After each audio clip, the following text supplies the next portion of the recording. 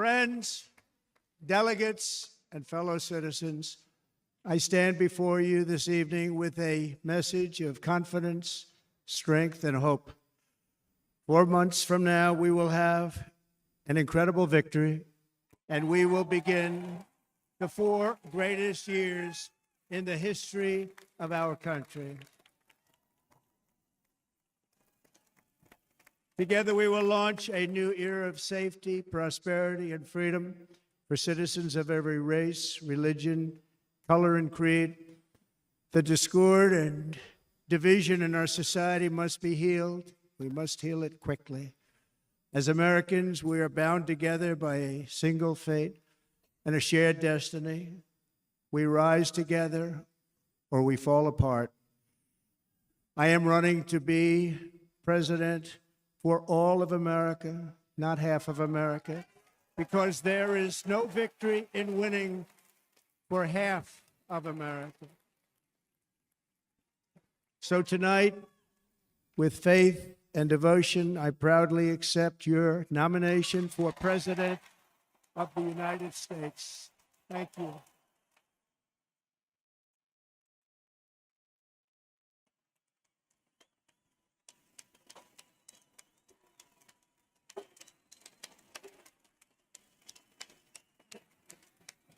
Thank you.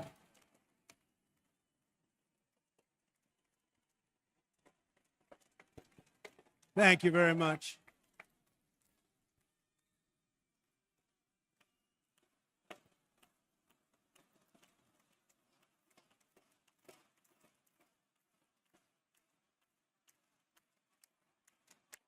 Thank you very much. And we will do it right. Going to do it right. Let me begin this evening by expressing my gratitude to the American people for your outpouring of love and support following the assassination attempt at my rally on Saturday.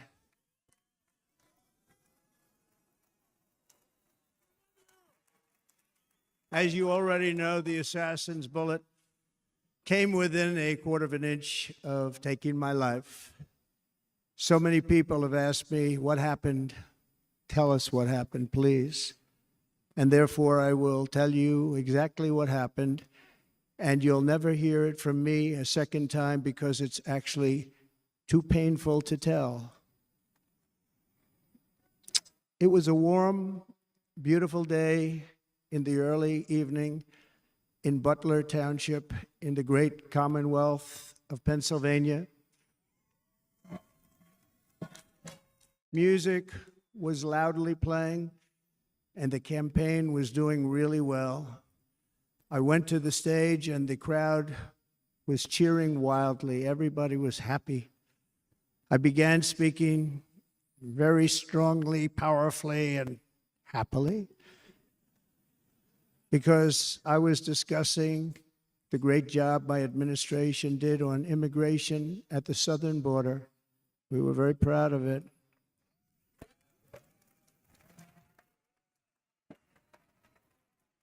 Behind me and to the right was a large screen that was displaying a chart of border crossings under my leadership. The numbers were absolutely amazing. In order to see the chart, I started to, like this, turn to my right and was ready to begin a little bit further turn, which I'm very lucky I didn't do, when I heard a loud whizzing sound and felt something hit me really, really hard on my right ear. I said to myself, wow, what was that? It can only be a bullet. And moved my right hand to my ear, brought it down. My hand was covered with blood, just absolutely blood all over the place. I immediately knew it was very serious, that we were under attack, and in one movement proceeded to drop to the ground. Bullets were continuing to fly. as very brave Secret Service agents rushed to the stage, and they really did. They rushed to the stage.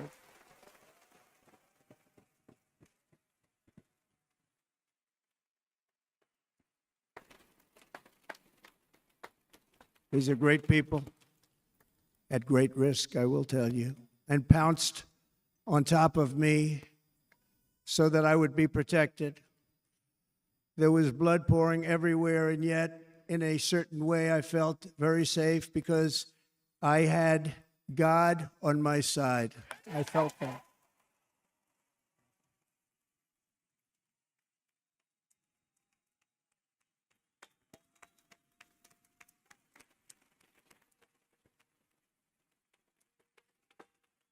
The amazing thing is that prior to the shot, if I had not moved my head at that very last instant, the assassin's bullet would have perfectly hit its mark, and I would not be here tonight. We would not be together. The most incredible aspect of what took place on that terrible evening in the fading sun was actually seen later. In almost all cases, as you probably know, and when even a single bullet is fired, just a single bullet, and we had many bullets that were being fired, crowds run for the exits or stampede, but not in this case. It's very unusual.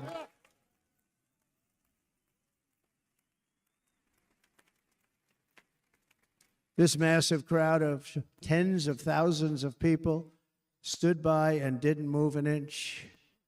In fact, many of them bravely, but automatically stood up looking for where the sniper would be. They knew immediately it was a sniper, and then began pointing at him. You can see that if you look at the group behind me. That was just a small group compared to what was in front. Nobody ran, and by not stampeding, many lives were saved. But that isn't the reason that they didn't move. The reason is that they knew I was in very serious trouble. They saw it. They saw me go down. They saw the blood and thought, actually, most did, that I was dead. They knew it was a shot to the head. They saw the blood. And there's an interesting statistic. The ears are the bloodiest part. If something happens with the ears, they bleed more than any other part of the body. For whatever reason, the doctors told me that. I said, why is there so much blood? He said, it's the ears. They bleed more. So we learned something, but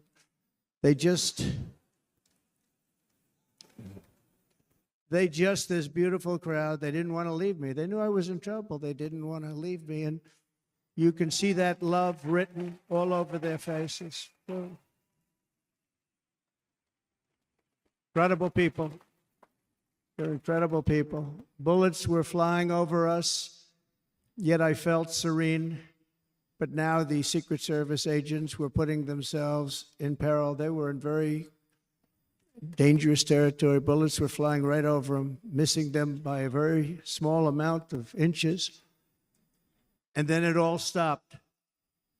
Our Secret Service sniper, from a much greater distance, and with only one bullet used, took the assassin's life, took him out.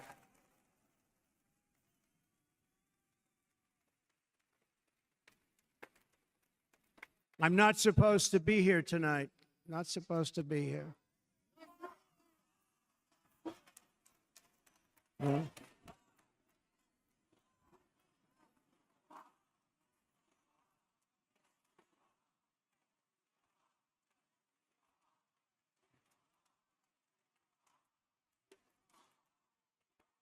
Thank you. But I'm not. And I'll tell you, I stand before you in this arena only by the grace of Almighty God.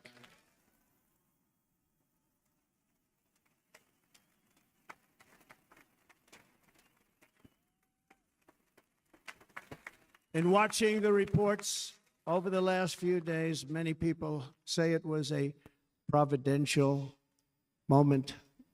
Probably was. When I rose, surrounded by Secret Service, the crowd was confused because they thought I was dead, and there was great, great sorrow. I could see that on their faces as I looked out.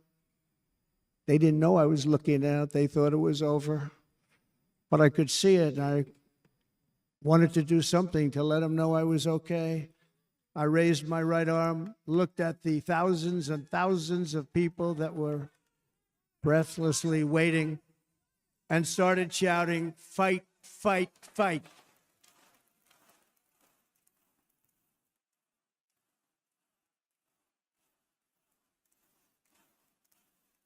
Thank you. Once my clenched fist went up, and it was high into the air, you've all seen that, the crowd realized I was okay and roared with pride for our country like no crowd I have ever heard before. Never heard anything like it. For the rest of my life, I will be grateful for the love shown by that giant audience of patriots that stood bravely on that fateful evening in Pennsylvania. Tragically, the shooter claimed the life of one of our fellow Americans, Corey, comparator, unbelievable person, everybody tells me. Unbelievable. And seriously wounded, two other great warriors, spoke to them today, David Dutch and James Copenhaver, two great people. I also spoke to all three families of these tremendous people. Our love and prayers are with them and always will be. We're never going to forget them. They came for a great rally. They were serious Trumpsters, I want to tell you. They were serious Trumpsters and still are. But Corey, unfortunately, we have to use the past tense. He was incredible. He was a highly respected former fire chief, respected by everybody. Was accompanied by his wife, Helen, incredible woman. I spoke to her today, devastated, and two precious daughters. He lost his life selflessly acting as a human shield to protect them from flying bullets. He went right over the top of them and was hit. What a fine man he was.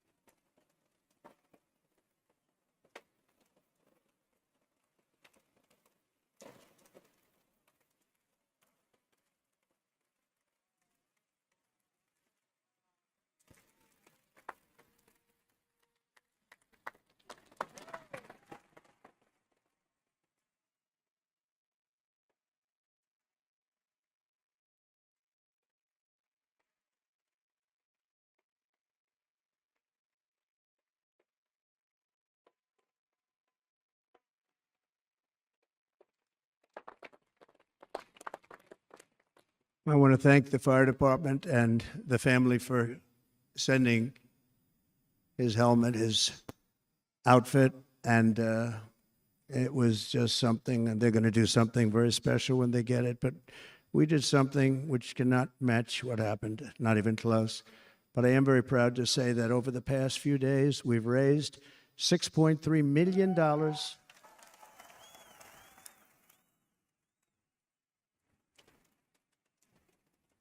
for the families of David, James, and Corey, including from a friend of mine just called up. He sent me a check right here. I just got it. $1 million from Dan Newland. Thank you, Dan. And again, when speaking to the family, I told them, I said, well, I'm going to be sending you a lot of money, but it can't compensate. They all said the same thing. You're right, sir. We appreciate so much what you're doing, but nothing can take the place in the case of Corey. And the other two, by the way, they were very, very seriously injured, but now they're doing very well. They're going to be okay. They're going to be doing very well.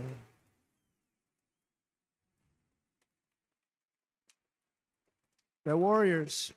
So now I ask that we observe a moment of silence in honor of our friend Corey.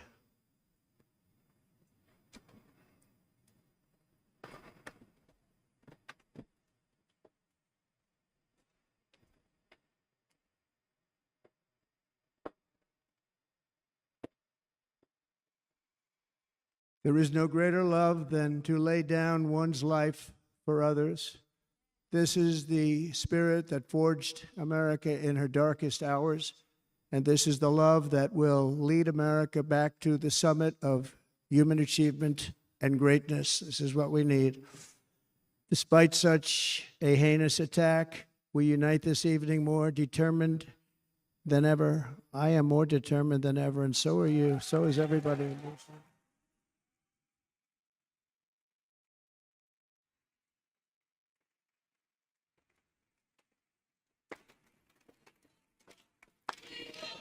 Thank you.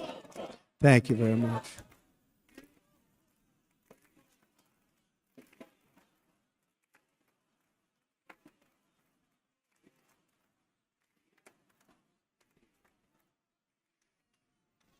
Our resolve is unbroken and our purpose is unchanged to deliver a government that serves the American people better than ever before. Nothing will stop me in this mission because our vision is righteous and our cause is pure.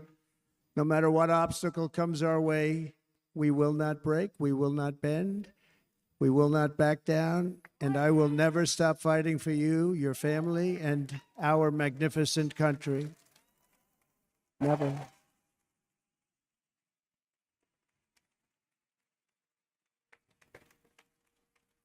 And everything I have to give with all of the energy and fight in my heart and soul, I pledge to our nation tonight. Thank you very much. I pledge that to our nation. I'm going to turn our nation around, and we're going to do it very quickly. Thank you.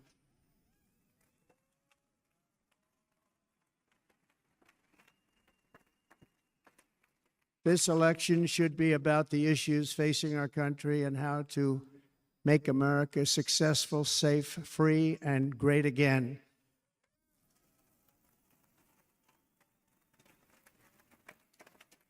In an age when our politics too often divide us, now is the time to remember that we are all fellow citizens. We are one nation under God, indivisible, with liberty and justice for all.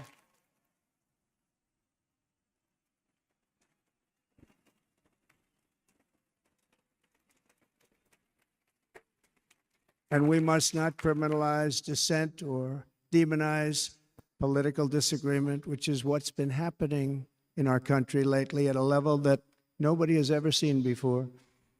In that spirit, the Democrat Party should immediately stop weaponizing the justice system and labeling their political opponent as an enemy of democracy. Especially since that is not true. In fact, I am the one saving democracy for the people of our country.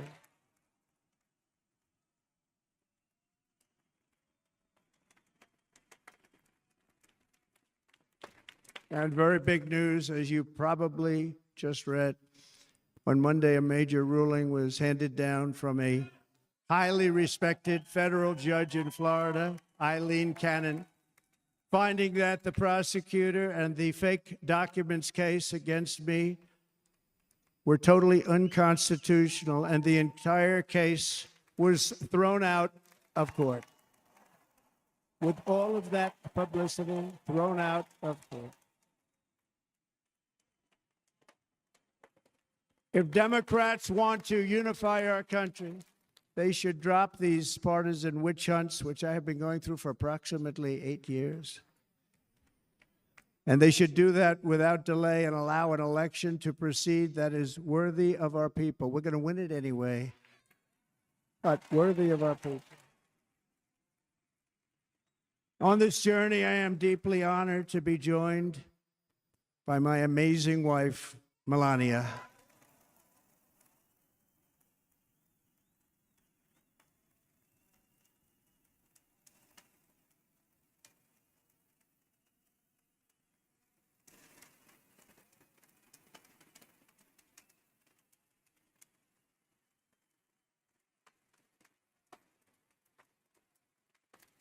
And Melania, thank you very much. You also did something really beautiful, a letter to America calling for national unity, and it really took the Republican Party by surprise. I will tell you, it was beautiful.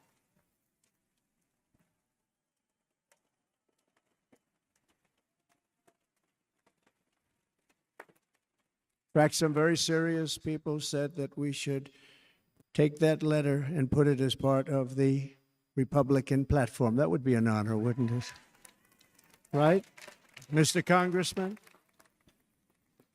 But it captivated so many, so I also want to thank my entire family for being here. Don, Kimberly, Ivanka and Jared, Eric and Lara, Tiffany and Michael, Barron. We love our Barron.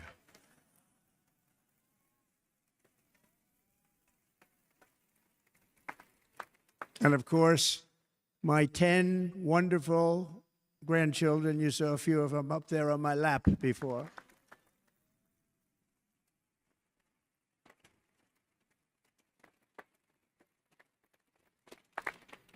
And how good was Dana? Was Dana good? I mean, was he good?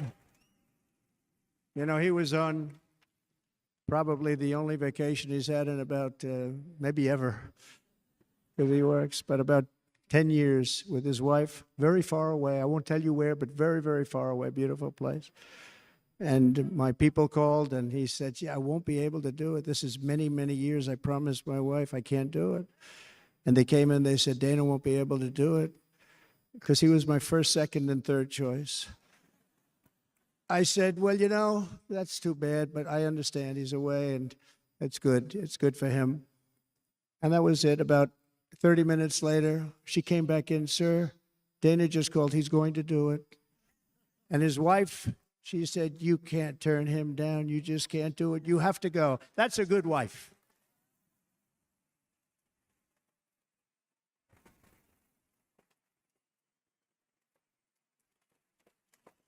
So he got on a plane. He got here a little while ago. Now he's going to get on the plane in a little while, and he's going to go back home to his wife. But they're great, and I just want to thank her and him and their whole family because that's not easy.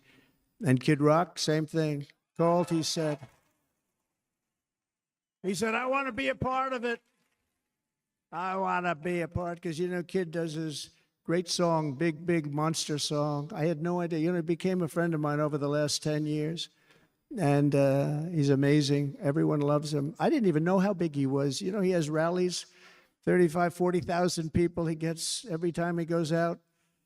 I think he's making so much money, he doesn't know what the hell to do with it. You want to know? And then we have my other friend, and I've known him so long, and we took that song, and it was a big success, but we made that. I saw a chart of great songs to America. That was #1 on the chart recently, #1. So that's Lee Greenwood, very special, beautiful person. He's a beautiful man. But they all wanted to be here. They called. And how about the Hulkster? How good was he? You see it? Where is he? Boy, oh boy.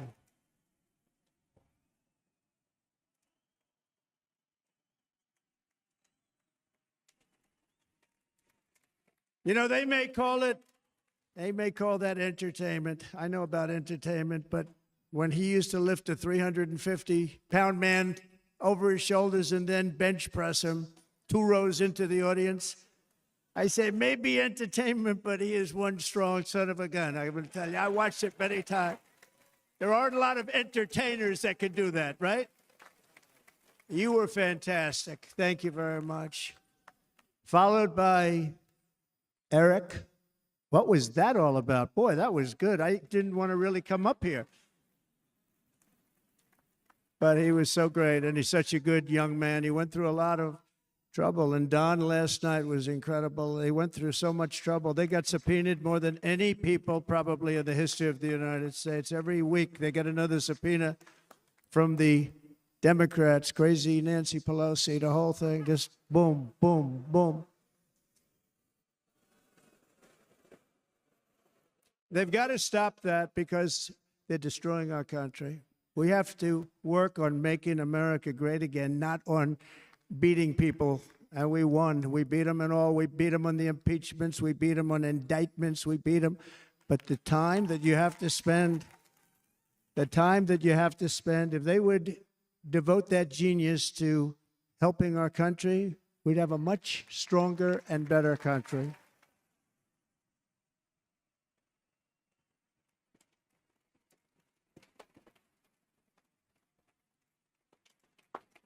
And Jason, the biggest star in country music. Jason, thank you for being here.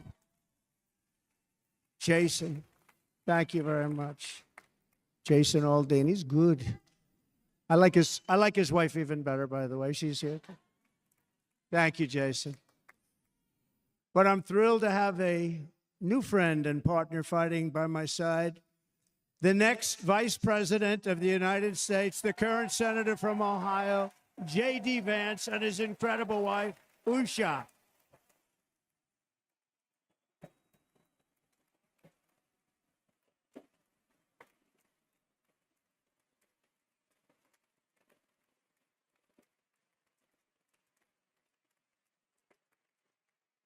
He's going to be a great Vice President. He's going to be great. He'll be with this country and with this movement, greatest movement in the history of our country, Make America Great Again.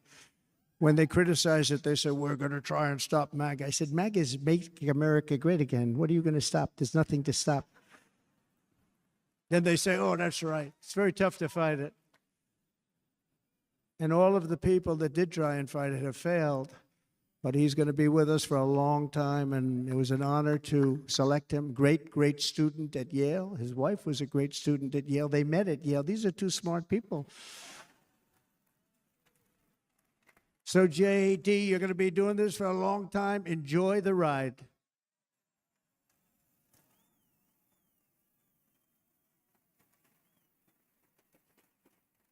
And a very special thank you to the extraordinary people of Milwaukee and the great state of, oh, there they are. There they are. You are so easy to spot. And Green Bay's going to have a good team this year, right? They're going to have a good team. They're going to have a good team. Most of the audience doesn't like it, but it's true. You're going to have a very good team this year.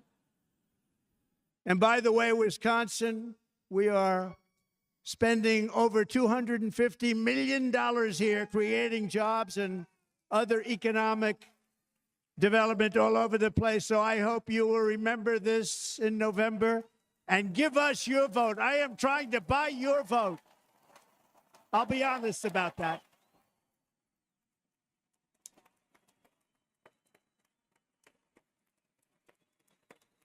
And I promise we will make Wisconsin great again. We're going to make it. Thank you, Mr. Governor. Thank you very much. Thank you. I'm here tonight to lay out a vision for the whole nation, to every citizen, whether you're a young or old man or woman, Democrat, Republican, or independent, black or white, Asian or Hispanic. I extend to you a hand of loyalty and of friendship. Together we will lead America to new heights of greatness like the world has never seen before. We were right there in the first term. We got hit with COVID. We did a great job. Nobody knew what it was, but nobody's ever seen an economy pre-COVID. And then we handed over a stock market that was substantially higher than just prior to COVID. Coming in, did a great job. Never got credit for that. We got credit for the war and defeating ISIS and so many things, the great economy, the biggest tax cuts ever, the biggest regulation cuts ever, the creation of Space Force, the rebuilding of our military. We did so much. We did so much. Right to try. Right to try is a big deal. We got right to try. They were trying to get that for 52 years. Somebody's terminally ill. And hopefully there's nobody in this audience, but it does happen a lot. They're terminally ill and they can't use our new space age drugs and other things that we are way ahead. We have the greatest doctors in the world, the greatest laboratories in the world, and you can't do it. They've been trying to get that approved for 52 years. Wasn't that easy? The insurance companies didn't want to do it. They didn't want the risk. The labs didn't want to do it because if it didn't work, people are pretty far down the line toward death. They didn't want to do it. The doctors didn't want to have it on their records, so I got everybody into an office. 52 years they tried. Sounds simple, but it's not. And I got them to agree that somebody that needs it will, instead of going to Asia, Europe, or someplace, or if you have no money, going home and dying, just die. We got them to sign an agreement, agree to it, where they're not going to sue anybody. They're going to get all of this stuff. They're going to get it really fast. And what's happened is we're saving thousands and thousands of lives. It's incredible. Right to try. It's a great feeling. Under our leadership, the United States will be respected again. No nation will question our power. No enemy will doubt our might. Our borders will be totally secure. Our economy will soar. We will return law and order to our streets, patriotism to our schools, and importantly, we will restore peace, stability, and harmony all throughout the world. But to achieve this future, we must first rescue our nation from failed and even incompetent leadership. We have totally incompetent leadership. This will be the most important election in the history of our country. Under the current administration, we are indeed a nation in decline. We have an inflation crisis that is making life unaffordable, ravaging the incomes of working and low-income families, and crushing, just simply crushing our people like never before. They've never seen anything like it. We also have an illegal immigration crisis, and it's taking place right now as we sit here in this beautiful arena. It's a massive invasion at our southern border that has spread misery, crime, poverty, disease, and destruction to communities all across our land. Nobody's ever seen anything like it. Then there's an international crisis, the likes of which the world has seldom been part of. Nobody can believe what's happening. War is now raging in Europe and the Middle East. A growing specter of conflict hangs over Taiwan, Korea, the Philippines, and all of Asia. And our planet is teetering on the edge of World War III. And this will be a war like no other war because of weaponry. The weapons are no longer army tanks going back and forth shooting at each other. These weapons are obliteration. It's time for a change. This administration can't come close to solving the problems. We're dealing with very tough, very fierce people. They're fierce people. And we don't have fierce people. We have people that are a lot less than fierce, except when it comes to cheating on elections and a couple of other things. Then they're fierce. Then they're fierce. So tonight, I make this pledge to the great people of America. I will end the devastating inflation crisis immediately, bring down interest rates, and lower the cost of energy. We will drill, baby, drill.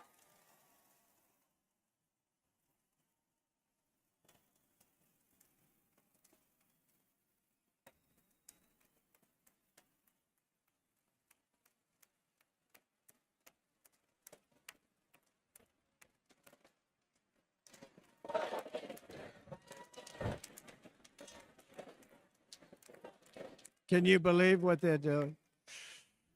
But by doing that, we will lead a large-scale decline in prices. Prices will start to come down. Energy raised it. They took our energy policies and destroyed them. Then they immediately went back to them, but by that time, so much was lost. But we will do it at levels that nobody's ever seen before, and we'll end lots of different things. We'll start paying off debt and start lowering taxes even further. We gave you the largest tax cut. We'll do it more. You know, people don't realize I brought taxes way down, way down, and yet we took in more revenues the following year than we did when the tax rate was much higher. Most people said, how did you do that? Because it was incentive. Everybody was coming to the country. They were bringing back billions and billions of dollars into our country. The companies made it impossible to bring it back. The tax rate was too high, and the legal complications were far too great. I changed both of them, and hundreds of billions of dollars by Apple and so many other companies were brought back into our nation, and we had an economy the likes of which no nation had ever seen. China, we were beating them at levels that were incredible. And they know it. They know it.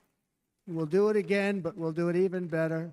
I will end the illegal immigration crisis by closing our border and finishing the wall, most of which I've already built.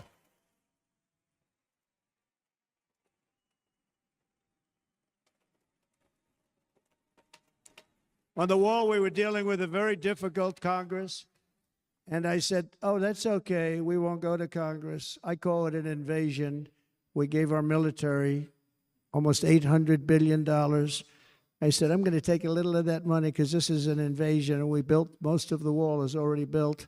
And we built it through using the funds because what's better than that? We have to stop the invasion into our country that's killing hundreds of thousands of people a year. We're not going to let that happen. I will end every single international crisis that the current administration has created, including the horrible war with Russia and Ukraine, which would have never happened if I was president, and the war caused by the attack on Israel, which would have never happened if I was president. Iran was broke. Iran had no money. Now Iran has $250 billion. They made it all over the last 2.5 years. They were broke. I watched the other day on a show called Deface the Nation. Has anyone seen it? And they had a congressman who was a Democrat say, well, whether you like him or not, Iran was broke dealing with Trump. I told China and other countries, if you buy from Iran, we will not let you do any business in this country, and we will put tariffs on every product you do send in of 100% or more. And they said to me, well, I think that's about it. They weren't going to buy any oil. And they were ready to make a deal. Iran was going to make a deal with us. And then we had that horrible, horrible result that we'll never let happen again. The election result, we're never going to let that happen again. They used COVID to cheat. We're never going to let it happen again. And they took off all the sanctions, and they did everything possible for Iran.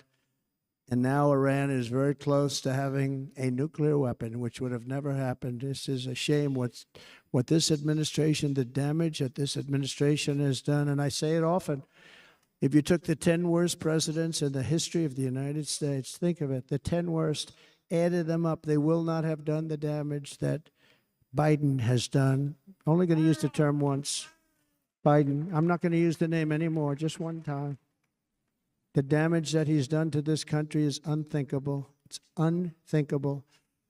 Together we will restore vision, strength, competence, and we're going to have a thing called common sense making most of our decisions, actually. It's all common sense. Just a few short years ago, under my presidency, we had the most secure border and best economy in the history of our country, in the history of the world. We had the greatest economy in the history of the world. We had never done anything like it. We were beating every country, including China, by leaps and bounds. Nobody had seen anything like it. We had no inflation. Soaring incomes were going. Nobody can believe it. You can't believe what happened 4 years ago is happening now in reverse.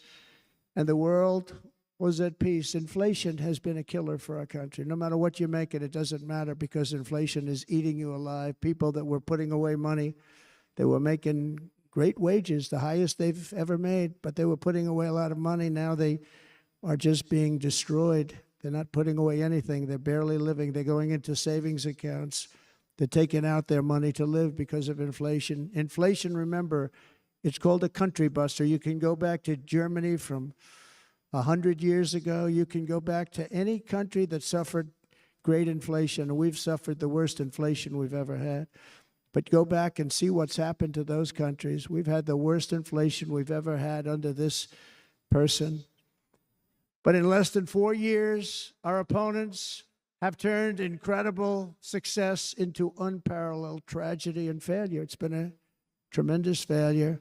Today, our cities are flooded with illegal aliens. Americans are being squeezed out of the labor force and their jobs are taken. By the way, you know who's taking the jobs that are created? 107% of those jobs are taken by illegal aliens. And you know who's being hurt the most by millions of people pouring into our country? The black population and the Hispanic population, because they're taking the jobs from our black population, our Hispanic population, and they're also taking them from unions. The unions are suffering because of it. Thank you. Thank you. I like you too. Thank you very much. Inflation has wiped out the life savings of our citizens and forced the middle class into a state of depression and despair. That's what it is. It's despair and depression. We cannot and will not let this continue. Less than 4 years ago, we were a great nation, and we will soon be a great nation again. We're going to be a great nation again.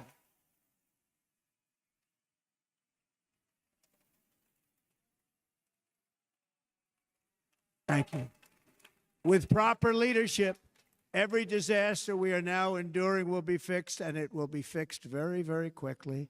So tonight, whether you've supported me in the past or not, I hope you will support me in the future, because I will bring back the American dream. That's what we're going to do. You don't even hear about the American dream anymore. With great humility, I am asking you to be excited about the future of our country. Be excited. Be excited.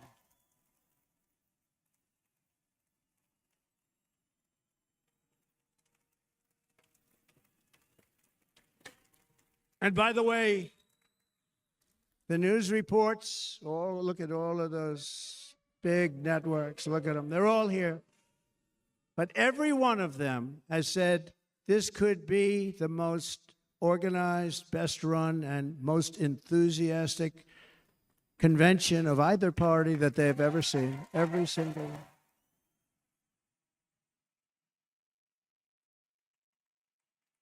And it's true. It's true. And there's love in the room. There's great love in the room.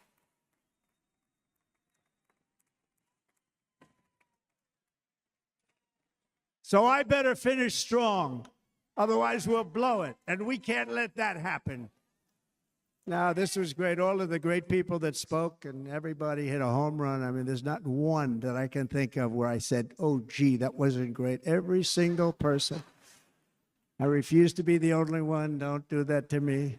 They're already getting ready. See, I gave them an idea. Now, this was a great convention. This was, I think we're actually going to go home and miss it. You know, usually with a first of all, look at these crowds. You'd never have this at a convention. Look at these crowds.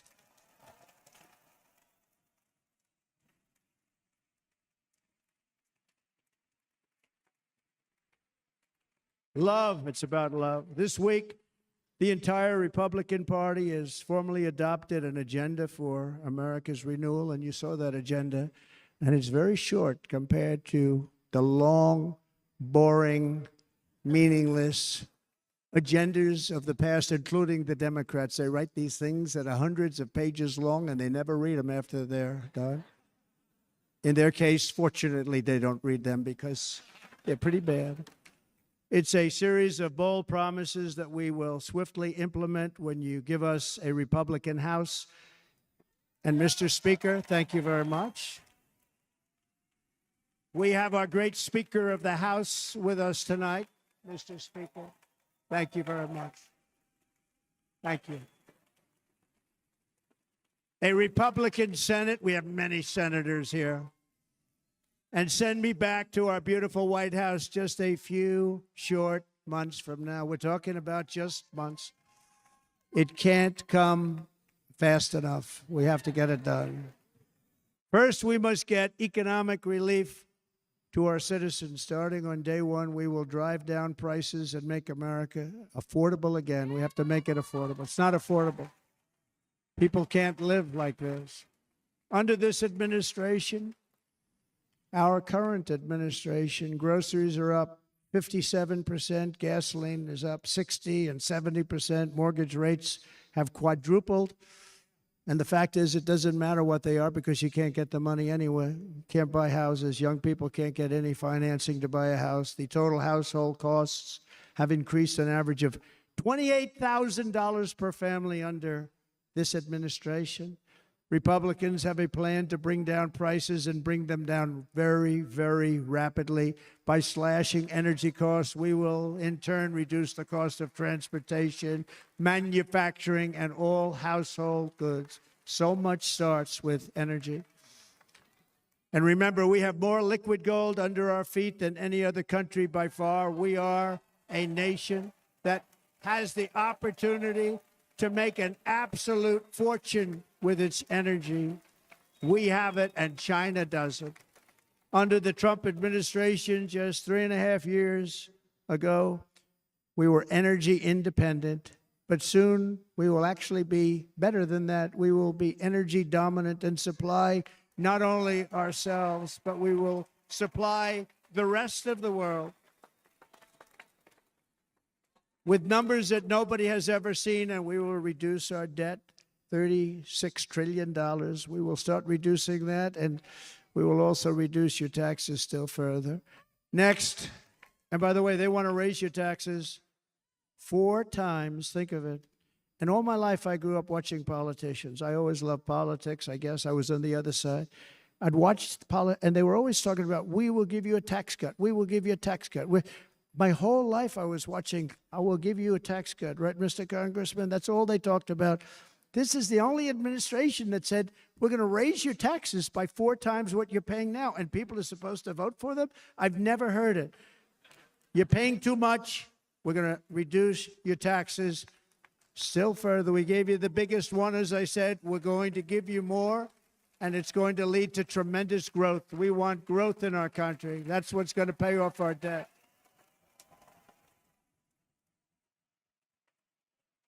And next, we will end the ridiculous and actually incredible waste of taxpayer dollars that is fueling the inflation crisis. They spent trillions of dollars on things having to do with the Green New Scam. It's a scam. And that's caused tremendous inflationary pressures in addition to the cost of energy.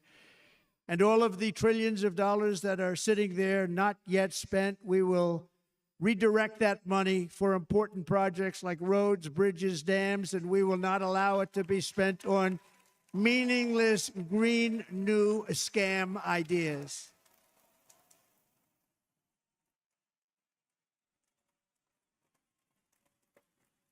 And I will end the electric vehicle mandate on day 1.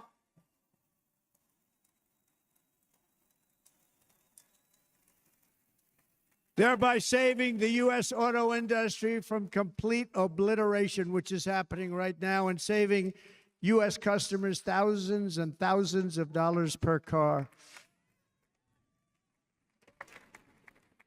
And right now, as we speak, large factories just started, are being built across the border in Mexico. So with all the other things happening on our border, and they're being built by China to make cars and to sell them into our country. No tax, no anything. The United Auto Workers ought to be ashamed for allowing this to happen. And the leader of the United Auto Workers should be fired immediately. And every single auto worker, union and non-union, should be voting for Donald Trump, because we're going to bring back car manufacturing, and we're going to bring it back fast.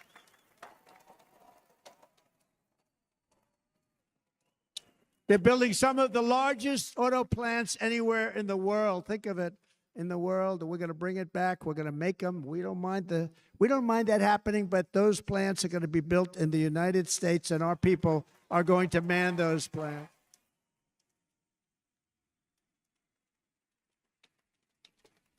And if they don't agree with us, we'll put a tariff of approximately 100 to 200% on each car, and they will be unsellable in the United States. We have long been taken advantage of by other countries. And think of it, oftentimes these other countries are considered so-called allies. They've taken advantage of us for years. We lose jobs, we lose revenue, and they gain everything and wipe out our businesses, wipe out our people. I stopped it for 4 years. I stopped it, and we're really ready to make changes like nobody had seen before. And remember, USMCA, I got rid of NAFTA, the worst trade deal ever made, and replaced it with USMCA, which is, they say, the best trade deal ever made. Actually, probably the best trade deal was the deal I made with China, where they buy $50 billion worth of our product. They were buying nothing. They buy $50 billion worth. They had to. But I don't even talk about it because of COVID. I don't even mention it, frankly, because of what happened with the China virus.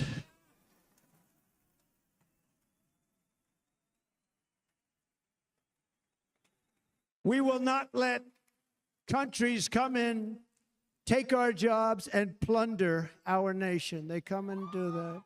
They plunder our nation. The way they will sell their product in America is to build it in America. Very simple. Build it in America and only in America.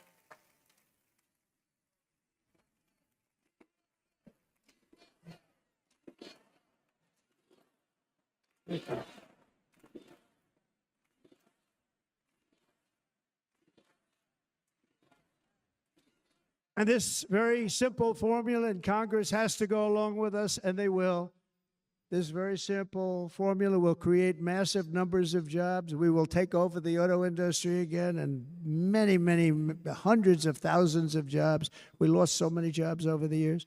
If you go back 20, 25 years, they've stolen, going to China and Mexico, about 68% of our auto industry manufacturing jobs. We're going to get them all back. We're going to get them all back, every one of them.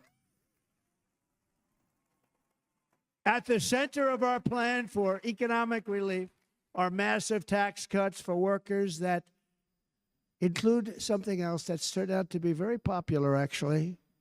Here it's very popular in this building and all those hotels that I saw that are so nice. I'm staying in a nice one. It's called no tax on tips. No tax on tips.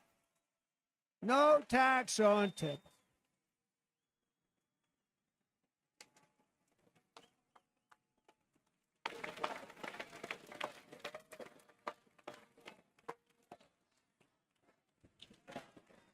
I got that by having dinner recently in Nevada, where we're leading by about 14 points. Hello. I'll see you there very soon, everybody. And we're having dinner at a beautiful restaurant in the Trump building on the Strip, and it's a great building, and the waitress comes over. How's everything going? A really nice person. How's everything? Oh, sir, it's so tough. The government's after me all the time on tips, tips, tips. I said, well, they give you cash. Would they be able to find him? She said, actually, and I didn't know this, she said, very little cash is given. It's all put right on the check.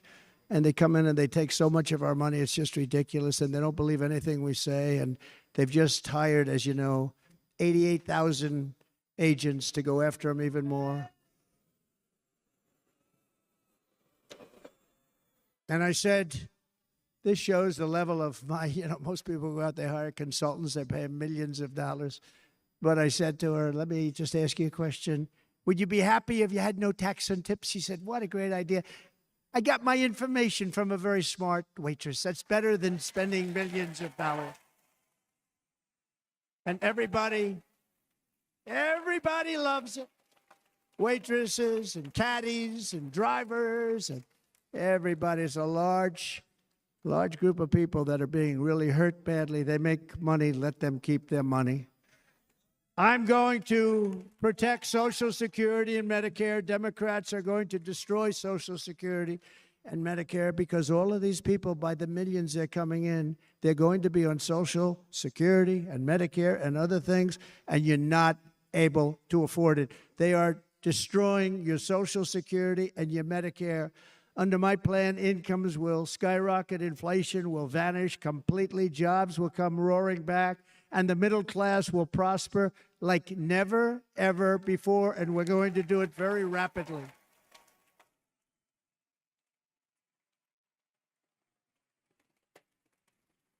But no hope or dream we have for America can succeed unless we stop the illegal immigrant invasion, the worst that's ever been seen anywhere in the world. There's never been an invasion like this anywhere. Third world countries would fight with sticks and stones not to let this happen.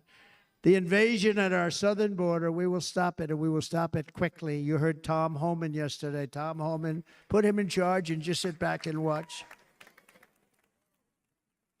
Brandon Judd of Border Patrol, he's incredible. These guys, you know, they really, their job is a lot easier if they don't have to do anything, but they want to. They're patriots. Brandon Judd, Border Patrol, ICE. ICE goes out. You have to see what ICE does with MS-13. You have these are probably the worst gang, and ICE goes in there. And I know a lot of people in these rows here, and they're very tough people, but they don't want to do this job.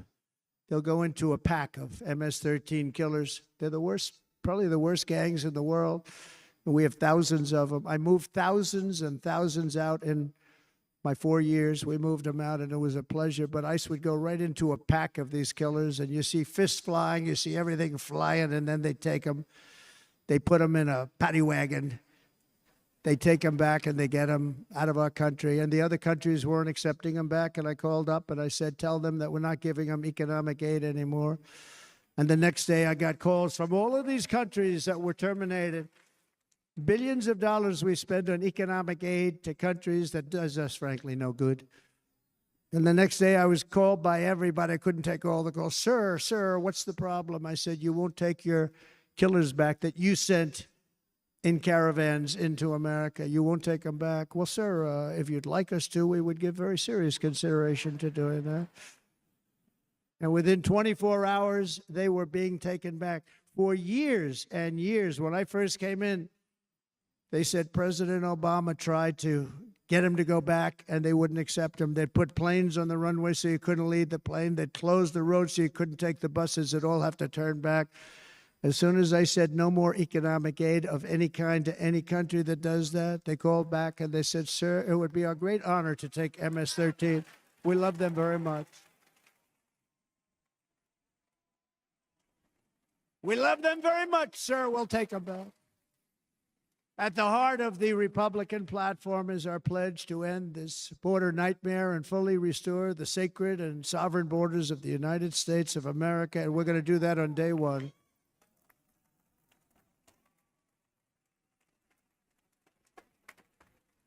That means two things on day one, right? Drill, baby, drill, and close our borders.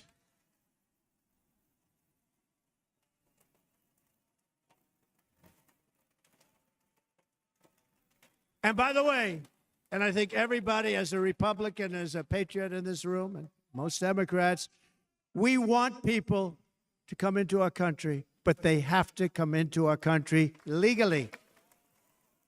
Legally. Less than 4 years ago, I handed this administration the strongest border in American history. But you can see on the chart that saved my life, that was the chart that saved my life. I said, look it, I'm so proud of it. I think it's one of the greatest. It was done by the Border Patrol, one of the greatest charts I've ever seen. It showed everything just like that. You know the chart. Oh, there it is. That's pretty good. Wow.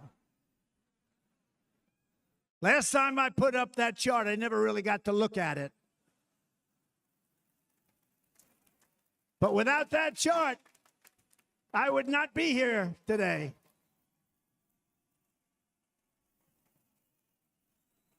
Never got to look at it.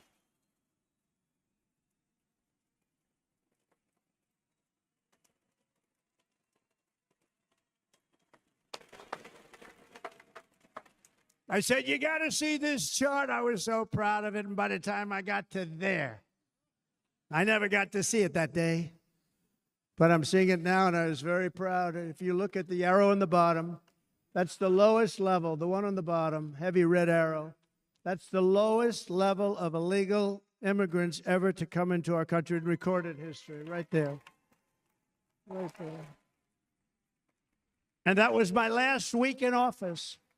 And then you see what happened after I left. Look at the rest. And if you go out a little bit further, it's getting to be a little bit old, but I love it anyway, right? but you can go much higher with those numbers. Look what happened right after that.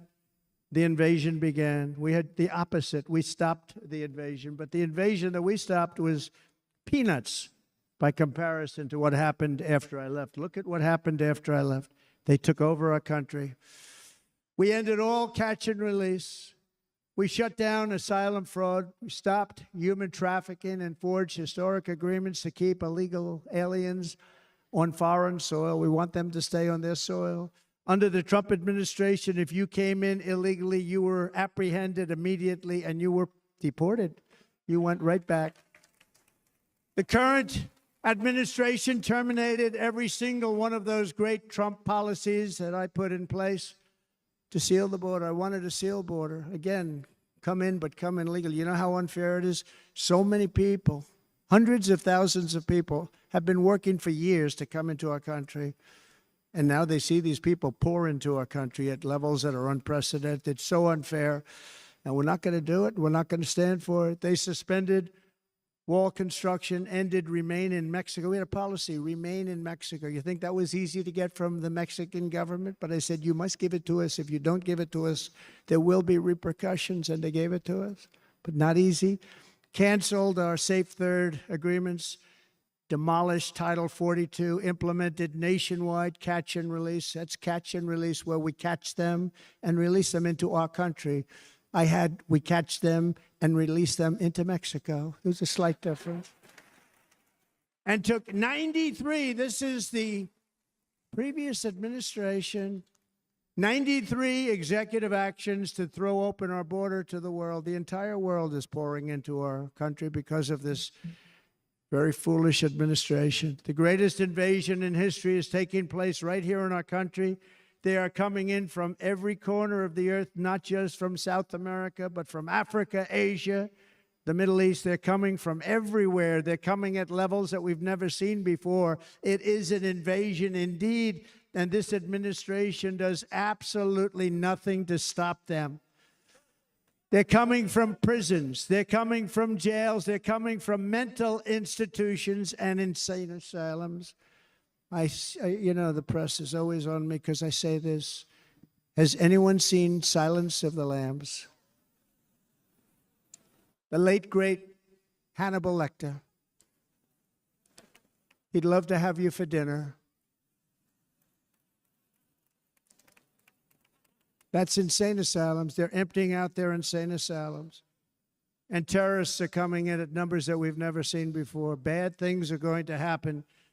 Meanwhile, our crime rate is going up, while crime statistics all over the world are going down, because they're taking their criminals and they're putting them into our country. A certain country, and I happen to like the president of that country very much, but he's been getting great publicity because he's a wonderful shepherd of the country. He says how well the country's doing because their crime rate is down. And he said he's training all of these rough people. They're rough. He's training them. And I've been reading about this for 2 years. I think, oh, that's wonderful. Let's take a look at it. But then I realized he's not training them. He's sending all of his criminals, his drug dealers, his people that are in jails, he's sending them all to the United States. And he's different in that he doesn't say that. He's trying to convince everybody what a wonderful job he does in running the country. Well, he doesn't do a wonderful job. And by the way, if I ran one of the countries, many countries from all over, I would be worse than any of them. I would have had the place totally emptied out already.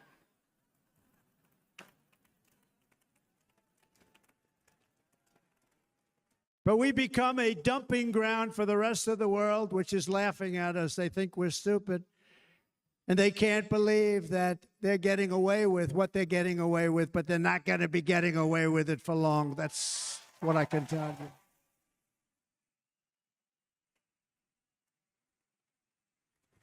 In Venezuela, Caracas, high crime. Caracas, Venezuela. Really a dangerous place, but not anymore. Because in Venezuela, crime is down 72%. In fact, if they would ever win this election, I hate to even say that, we will have our next Republican convention in Venezuela because it will be safe. Our cities will be so unsafe, we won't be able We will not be able to have it there. In El Salvador, murders are down by 70%. Why are they down? Now, he would have you convinced that because he's trained murderers to be wonderful people. No. They're down because they're sending their murderers to the United States of America. This is going to be very bad. And bad things are going to happen, and you're seeing it happen all the time. That's why, to keep our families safe, the Republican platform promises to launch the largest deportation operation in the history of our country. Even larger than that of President Dwight D. Eisenhower from many years ago. You know, he was a moderate, but he believed very strongly in borders. He had the largest deportation operation we've ever had. Just recently, I spoke to the grieving mother of Jocelyn Nungary, a wonderful woman, a precious 12-year-old girl from Houston who last month was tied up, assaulted, and strangled to death after walking to the convenience store just a block away from her house. Her body was dumped near the side of the road in a shallow creek, found by some onlookers who couldn't believe what they had witnessed. Charged with Jocelyn's heinous murder are 2 illegal aliens from Venezuela who came across our border, were in custody, and were then released into the country by this horrible, horrible administration that we have right now. I also met recently with the heartbroken mother and sister of Rachel Morin. Rachel was a 37-year-old mom of 5 beautiful children who was brutally raped and murdered while out on a run. She wanted to keep herself in good shape. It was very important to her. She was murdered. The monster responsible first killed another woman in El Salvador before he was led into America by the White House. This White House let them in. He then attacked a 9-year-old girl and her mother in a home invasion in Los Angeles before murdering Rachel in Maryland. Traveled all throughout the country, doing tremendous damage. Rachel's mother will never be the same. I spent time with her. She will never be the same.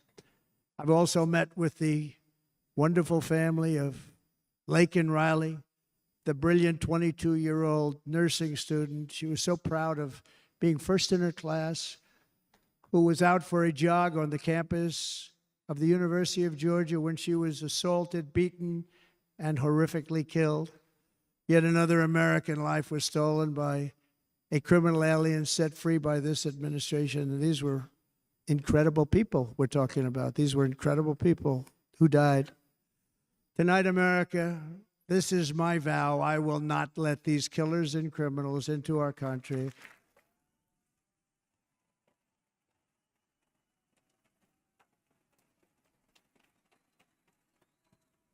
I will keep our sons and daughters safe. As we bring security to our streets, we will help bring stability to the world. I was the first president in modern times to start no new wars. You know, we were the toughest. We were the most respectful. And you saw this.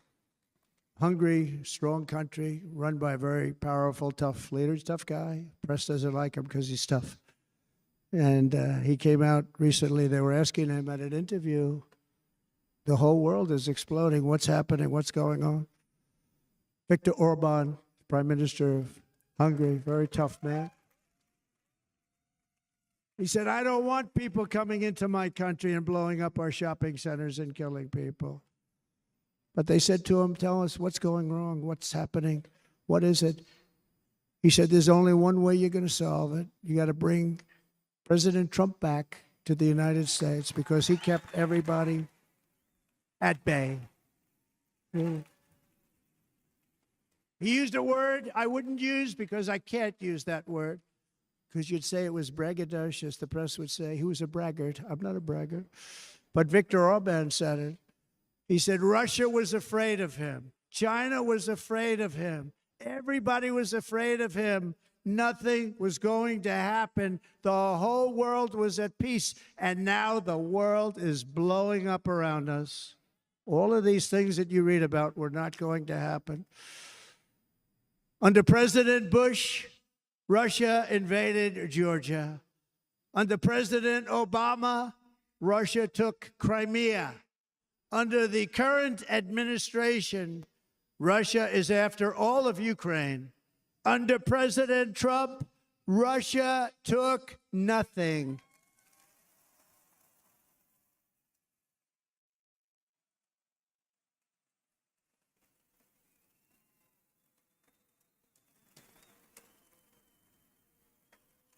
We defeated 100% of ISIS in Syria and Iraq, something that was said to take 5 years, sir. It'll take 5 years, sir. We did it in a matter of a couple of months. We have a great military. Our military is not woke. It's just some of the fools on top that are woke.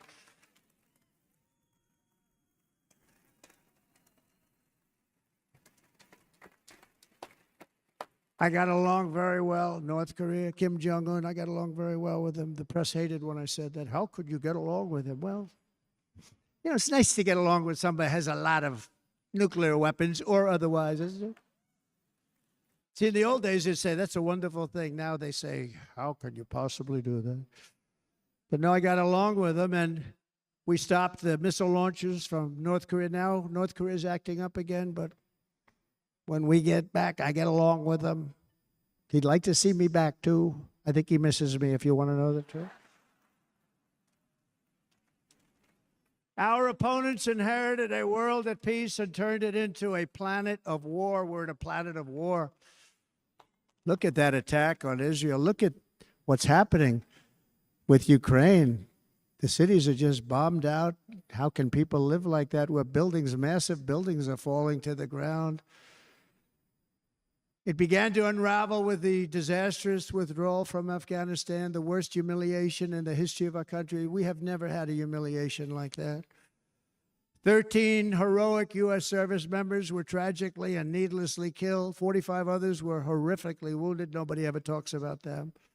No arms, no legs, face explosions, horrifically wounded.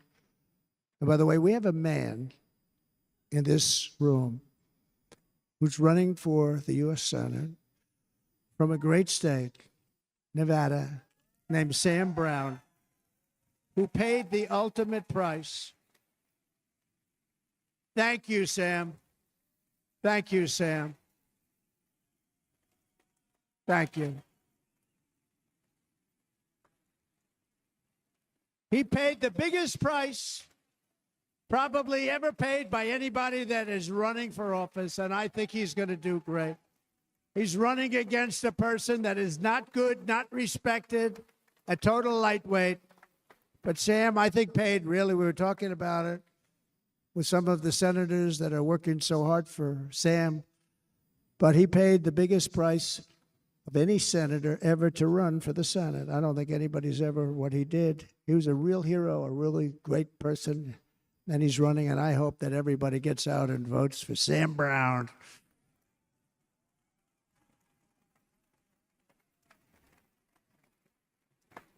And we also left behind $85 billion worth of military equipment, along with many American citizens were left behind. Many, many American citizens, emboldened by that disaster, Russia invaded Ukraine. They saw this group of people that were incompetent. We took the soldiers out first. No, we're going to take the soldiers out second. If they would have followed my plan, we had a great plan.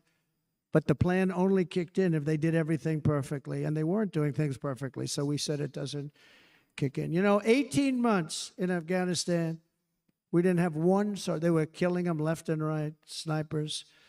And I spoke to the head of the Taliban. You've heard this story. Abdul, still there, still the head of the Taliban. The press got on me. Why would you speak to him? I said, because that's where the killing is. I don't have to speak to somebody that has nothing to do with it. And I told him, don't ever do that. Don't ever do that again. Don't ever, ever do that again. You've got to stop. Because during the Obama administration, many great people and soldiers, but a lot of soldiers were being killed from long distance. I said, if you keep doing that, you're going to be hit harder than anybody's ever been hit by a country before.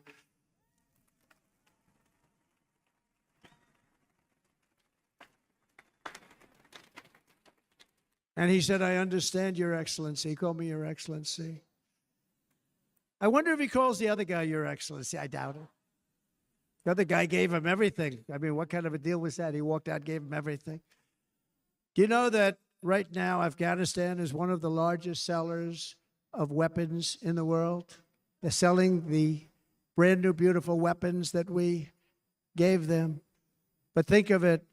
He actually said to me, but why do you show me a picture of my home? I said, you'll have to ask your people or one of your wives. But he could figure it out. And for 18 months, we had not one attack on an American soldier by the Taliban. 18 months.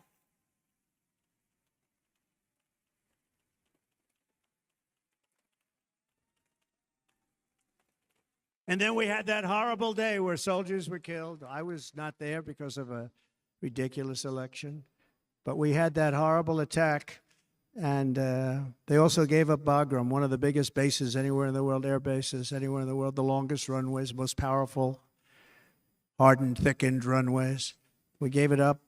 And I liked it not because of Afghanistan. I liked it because of China. It's 1 hour away from where China makes their nuclear weapons. And you know who has it now? China has it now. We were keeping that. And now China is likewise circling Taiwan, and Russian warships and nuclear submarines are operating 60 miles off the coast in Cuba. Do you know that? No, the press refuses to write about it. If that were me running this country and we had nuclear submarines in Cuba, I will tell you that the headlines every day would be, what's wrong with our president? You don't even hear this. You're not hearing about this. Russia has nuclear submarines and warships 60 miles away, Mr. Congressman, from Miami, by the way, happens to be here. Correct? In Cuba. And that would not be stood for if it were somebody else. They don't want to mention it, but now maybe they will. In the entire world, I tell you this, we want our hostages back, and they better be back before I assume office, or you will be paying a very big price.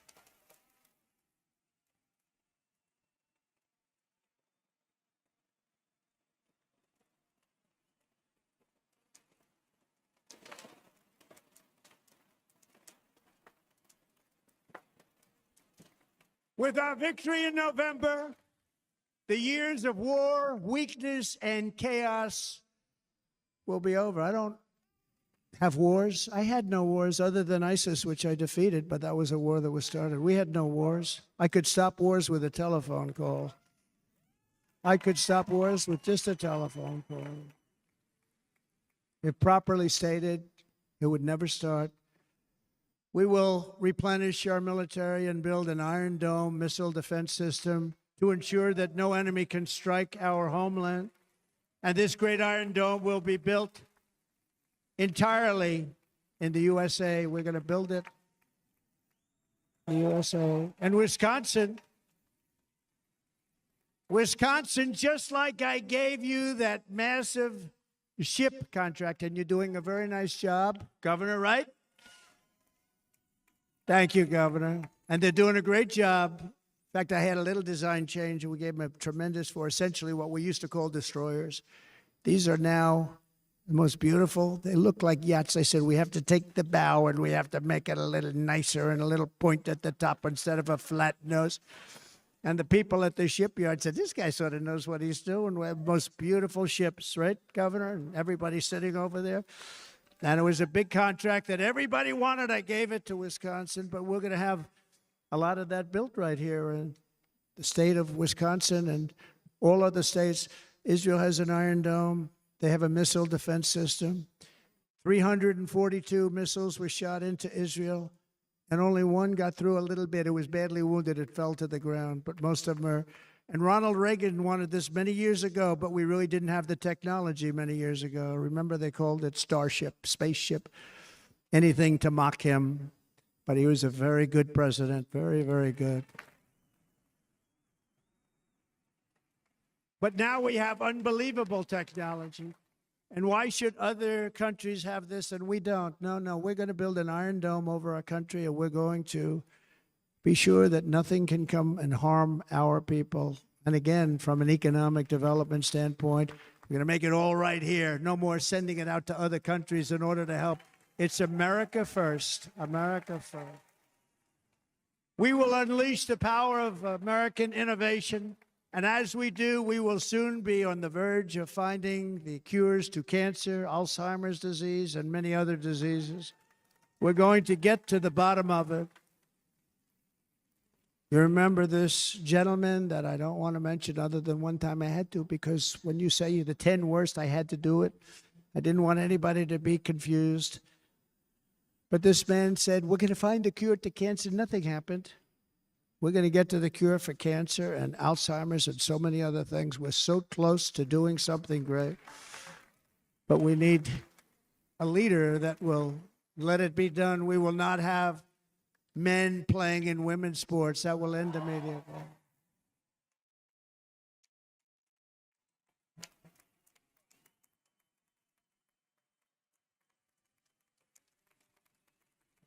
And we will restore and renovate our nation's once great cities, making them safe, clean, and beautiful again. And that includes our nation's capital, which is a horrible killing field. So many things. They leave from Wisconsin. They go to look at the Washington Monument. They end up getting stabbed, killed, or shot. We will be very soon very proud of our capital, again, Washington, D.C.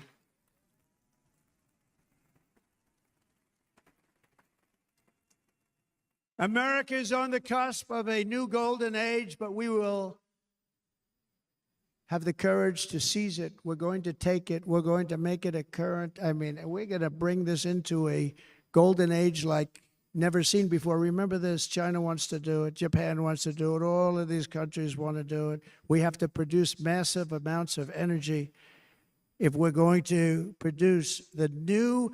If you look at some of the things that have been done, and some of the things that we're going to do. But AI needs literally twice the electricity that's available now in our country. Can you imagine? But instead, we're spending places where they recharge electric cars. They built 8 chargers at a certain location toward the Midwest. 8 chargers for $9 billion. Think of them as a tank for filling up your gas. Think of it. They spent $9 billion on 8 chargers, 3 of which didn't work. And if you were going to do this all over our country, this crazy electric mandate, if you're going to do this all, and by the way, I'm all for electric. They have their application. But if somebody wants to buy a gas-powered car, gasoline-powered car, or a hybrid, they're going to be able to do it. And we're going to make that change on day 1.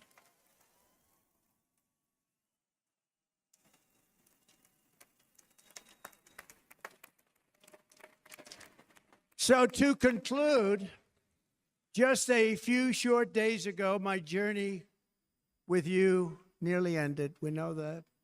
And yet, here we are tonight, all gathered together, talking about the future, promise, and a total renewal of a thing we love very much. It's called America. We live in a world of miracles. None of us knows God's plan or where life's adventure will take us. I want to thank Franklin Graham for being here tonight. He's an outstanding man. He wrote me a note recently. I have a lot of respect for him. Sir, I love your storytelling. I think it's great in front of these big rallies. But, sir, please do me one favor. It won't make any difference. Please don't use any foul language. I was a little embarrassed. He said, it won't make any difference. Actually, it does. The story's not quite as good, but I've been very good. The story is not quite as good, to be honest. I've got to have a little talk with Franklin, but he was great. He's a great gentleman. His father was so incredible, Billy Graham. My father used to love taking me to see Billy Graham. My father would take me to see Billy Graham at Yankee Stadium. He had the biggest rallies you've ever seen. He was a good rally guy, too. But he'd get up, and he was a fantastic guy. My father loved Billy Graham. But I love Franklin Graham. I think Franklin's been fantastic. And I'm working so hard to adhere to his note to me. I'm working hard on it, Franklin. But if the events of last Saturday make anything clear, it is that every single moment we have on earth is a gift from God.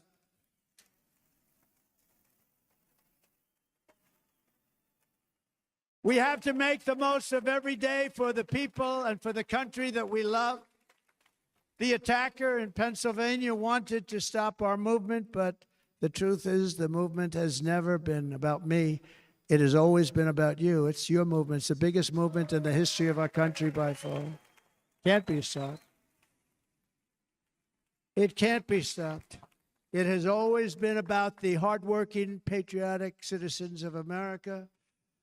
For too long, our nation has settled for too little. We settled for too little. We've given everything to other nations, to other people. You have been told to lower your expectations and to accept less for your families. I am here tonight with the opposite message. Your expectations are not big enough. They're not big enough. It is time to start expecting and demanding the best leadership in the world, leadership that is bold, dynamic, relentless, and fearless. We can do that. We are Americans. Ambition is our heritage. Greatness is our birthright. But as long as our energies are spent fighting each other, our destiny will remain out of reach. And that's not acceptable. We must instead take that energy and use it to realize our country's true potential and write our own thrilling chapter of the American story. We can do it together. We will unite. We are going to come together, and success will bring us together.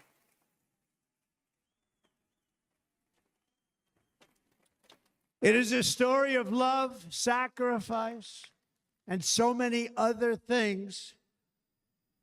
And remember the word devotion. It's unmatched devotion.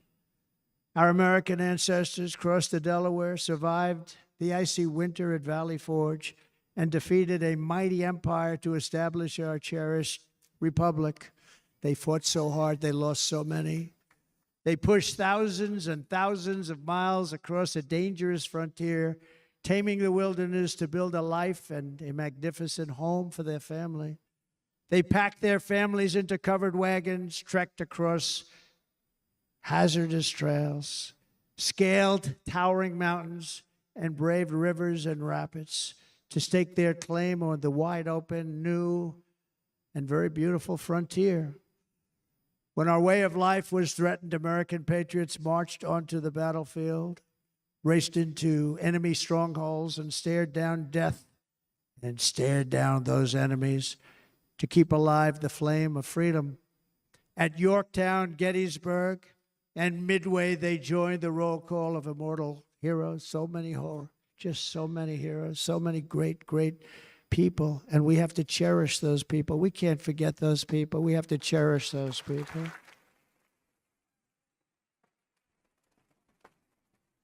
And building monuments to those great people is a good thing, not a bad thing. They saved our country. No challenge was too much. No hardship was too great. No enemy was too fierce. Together, these patriots soldiered on and endured, and they prevailed because they had faith in each other, faith in their country, and above all, they had faith in their God.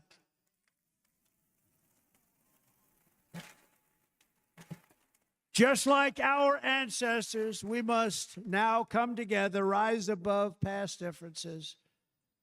Any disagreements have to be put aside and go forward united as one people, one nation, pledging allegiance to one great, beautiful, I think it's so beautiful, American flag. Tonight I ask for your partnership, for your support, and I am humbly asking for your vote. I want your vote. We're going to make our country great again. Every day I will strive to honor the trust you have placed in me, and I will never, ever let you down. I promise that. I will never let you down. To all of the forgotten men and women who have been neglected, abandoned, and left behind, you will be forgotten no longer. We will press forward, and together we will win, win, win.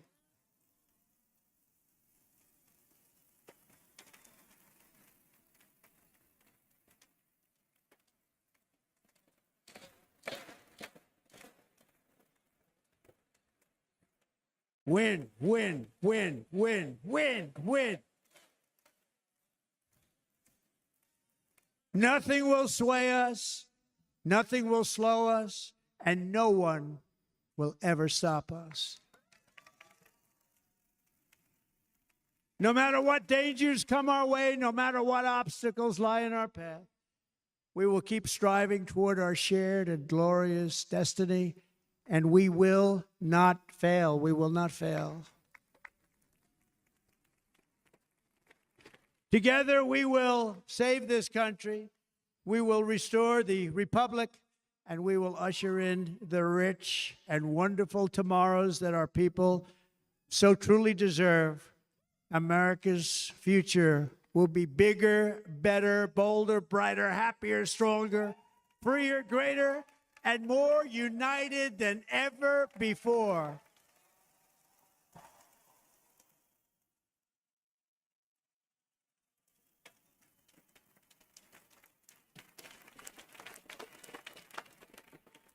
And quite simply put, we will very quickly make America great again. Thank you very much. Thank you very much, Wisconsin. God bless you. God bless you, Wisconsin, and God bless the United States of America, our great country. Thank you very much, everybody. Thank you.